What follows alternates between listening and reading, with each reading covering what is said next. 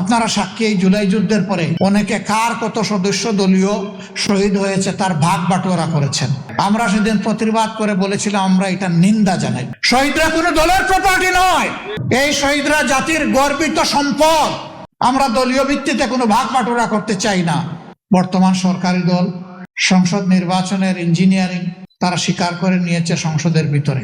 স্থানীয় সরকার প্রতিমন্ত্রী মীর শাহ আলম তিনি বলেছেন ছাত্ররা আন্দোলন করে সরকারের পতন ঘটিয়েছে, আমরাও ছিলাম, তবে ক্যাপ্টেনের হাতে ডক্টর মোহাম্মদ ইউনূস লন্ডনে গিয়ে ট্রফি তুলে দিয়ে এসেছে। লজ্জা। প্রিয় জুলাই যোদ্ধাবৃন্দ, আহত, এর পরের শব্দটা বলতে আমার কলিজায় লাগে, পঙ্গু শব্দটা বলতে। আমি 7 তারিখ ঢাকা মেডিকেল কলেজে গিয়েছিলাম আহত ভাই বোনদের দেখতে। একজনের এক হাত শেষ, এক পা শেষ। আমি তাকে বললাম তোমার সম্পদ দিয়ে দিছো, জাতির প্রয়োজনে আগামীতে তো আর তুমি কিছু করতে পারবে না। বলে কেন পারবো না? বললাম তোমার তো এক হাত এক পা শেষ, পা তোমার 60 টুকরা আর হাত তোমার কেটে ফেলেছে। আমাকে বলল বাকি শরীরটা আমার এখনো আছে, তাইও দেবো ইনশাল্লাহ। এই ভাইদের প্রতি, এই বোনদের প্রতি আমরা গভীরভাবে কৃতজ্ঞ। জীবনের সব কিছু দিয়েও তাদের ঋণ পরিশোধ করা সম্ভব নয়। সংসদে আমরা দাবি করেছিলাম, যেহেতু সবাই মজলুম, যেহেতু মাসের পর মাস সেখানে বসে আপনারা কনসেনসাস পরিষদে, ঐক্যমত্য পরিষদে কথা বলেছেন, কমিশনে, যেহেতু আপনারাই প্রথম দাবি করেছিলেন যে আপনারা গণভোট চান, যেহেতু আপনাদের নেতাও বলেছেন যে গণভোটে হা বলেন, আমরাও বলেছি আল্লাহর রাস্তায় গণভোটটাকে ফেলে দিবেন না। 70% মানুষের রায়কে যদি ফেলে দেন, এই দেশবাসীকে অপমান করার সামিল হবে। তারা আমাদের কথা শুনেননি। তাদের ওই ইঞ্জিনিয়ারিং এর মাধ্যমে 2/3 যেটা, সেইটার বলেই তারা অনেকটা গায়ের জোরে এইটাকে ফেলে দিলেন। দেখবেন সংসদে দাঁড়াইলেই তারা বলে সুষ্ঠু নির্বাচনের মাধ্যমে এই সংসদ গঠিত হয়েছে। যে জীবনে কখনো মিথ্যা কথা বলে না তার কসম খেয়ে বলার প্রয়োজন হয় না যে আমি সত্য বলছি, কারণ মানুষ জানে যে সে সত্যবাদী। কিন্তু যে মিথ্যা বলে তাকে এই কসম খেয়ে বলতে হয় এই কথাটা আমি সত্য বলছি, কারণ মানুষ জানে সে মিথ্যাবাদী। এই জন্য তার কথা মানুষ বিশ্বাস করবে না।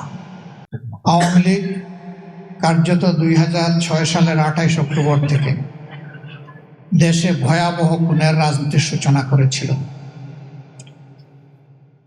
এরই ধারাবাহিকতায় 2024 সালের 5ই আগস্ট পর্যন্ত তারা তাদের হাত এই বাংলাদেশের দেশপ্রেমিক মানুষের হাতে তারা রাঙিয়েছিল রক্ত দিয়ে। তাদের শেষ পরিণতি কি হয়েছে আমাদের সবার সামনে পরিষ্কার। আর আসল পরিণতি আল্লাহর জিম্মায় তাদের জন্য অপেক্ষা করছে। দুনিয়ায় তারা লাঞ্ছিত হয়েছে। এর আগে স্বাধীন বাংলাদেশের কোন শাসক এভাবে দেশ ছেড়ে পালিয়ে যায়নি। মৃত্যুর চাইতেও পালিয়ে যাওয়া আরো বেশি অপমানজনক। সেই অপমান তাদের কপালে জুটেছে। আমরা সবাই মজলুম ছিলাম।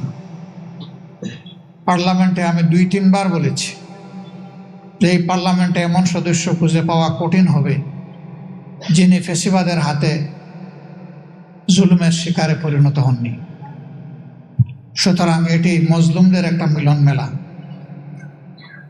মজলুম তো মজলুমের দুঃখ বুঝার কথা, কিন্তু আফসোস ক্ষমতার চেয়ার সম্ভবত এইরকমই নির্মম যে মানুষকে তার অতীত ভুলিয়ে দেয়।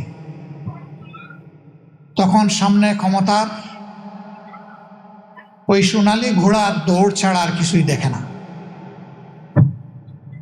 আপনারা দেখেছেন বর্তমান সরকারি দল সংসদ নির্বাচনের ইঞ্জিনিয়ারিং তারা স্বীকার করে নিয়েছে সংসদের ভিতরে। স্থানীয় সরকার প্রতিমন্ত্রী মীর শাহ আলম তিনি বলেছেন ছাত্ররা আন্দোলন করে সরকারের পতন ঘটিয়েছে, আমরাও ছিলাম, তবে ক্যাপ্টেনের হাতে ডক্টর মোহাম্মদ ইউনূস লন্ডনে গিয়ে ট্রফি তুলে দিয়ে এসেছে। লজ্জা। আন্দোলন যে ছাত্ররা করেছে সেই ছাত্র এবং তাদের মা বাবারা মিলে যাকে দেশের ক্ষমতায় বসাতে চাবে তারাই বসবে। ডক্টর ইউনূস যদি এটা করে থাকেন আমি এইটারও নিন্দা জানাই, এবং এই আত্মস্বীকৃতির মধ্যে দিয়ে এটা প্রমাণিত হলো যে ইঞ্জিনিয়ারিং এর কথা নির্বাচনে উঠেছে সেটা সত্য। এখন বলতে পারেন আপনারা কি করলেন, ভোট দিলাম 70% মানুষ, আপনারা ভোটটা করে তুলতে পারলেন না কেন? আমরা কেন পারিনি তার জবাব আমার চাইতে আপনারা কম জানেন না। তবে এইটা ঠিক, আমি সেদিন পার্লামেন্টে পড়েছিলাম গুগু বারবার ধান খেতে আসে, কিন্তু কপাল যখন মন্দ হয় তখন কিন্তু জালে বেঁধে যায়। ইনশাল্লাহ গুগু বেঁধে যাবে, দেরি হবে না ইনশাল্লাহ। বিএনপি জাতির সাথে প্রতারণা, ধোঁকা এবং গাদ্দারি করে তাদের যাত্রা শুরু করেছে। এইবার তারা সংবিধান সংস্কার পরিষদের সদস্য হিসাবে তারা শপথ নেয়নি। তারা তখন বলেছে গণভোট হারাম। এখানেই দাঁড়িয়ে একজন বক্তা জুলাই যোদ্ধা বলেছেন বাংলাদেশের প্রথম গণভোটটাও কিন্তু সংবিধানে ছিল না। একজন সামরিক ব্যক্তি তিনি বেসামরিক প্রেসিডেন্ট হওয়ার জন্য সেই গণভোট দিয়েছিলেন। বিএনপি গর্ব করে বলে 71 তাদের, 90 তাদের, 24 তাদের, সব কিছু তাদের, আর কারো কিছু নেই। 71 তো বিএনপির জন্মই হয়নি, 71 তাদের হয় কিভাবে?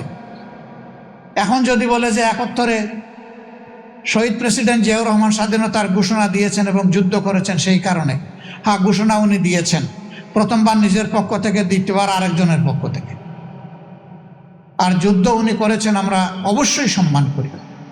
কিন্তু এককভাবে যদি একক ক্রেডিট এক ব্যক্তিকে সব কিছু দিয়ে দেওয়া হয় তাহলে বাকি যোদ্ধাদের পজিশন কোথায় থাকে?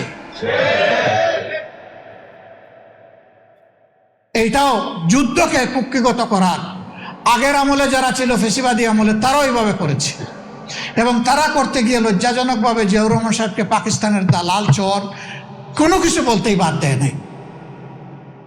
আমরা ওই রাজনীতি আর দেখতে চাই না।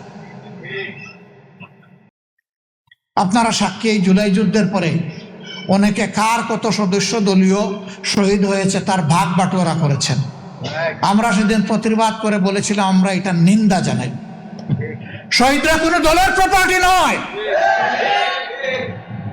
এই শহীদরা জাতির গর্বিত সম্পদ। আমরা দলীয় ভিত্তিতে কোনো ভাগ বাটোয়ারা করতে চাই না। চেষ্টা করেছি আমাদের অবস্থান থেকে শহীদ পরিবারগুলোর কাছে যাওয়ার, কিন্তু এইটা দাবি করতে পারি না যে আমাদের কাছে তাদের যে হক ছিল সব আমরা আদায় করে ফেলেছি, এটা কখনো দাবি করব না। তবে এইটা নির্দ্বিধায় বলবো, আগে বলেছি এখনো বলছি, ছিলাম আপনাদের সাথে পরিবারের সদস্য হিসাবে, এখনো আছে এবং থাকবো ইনশাআল্লাহ।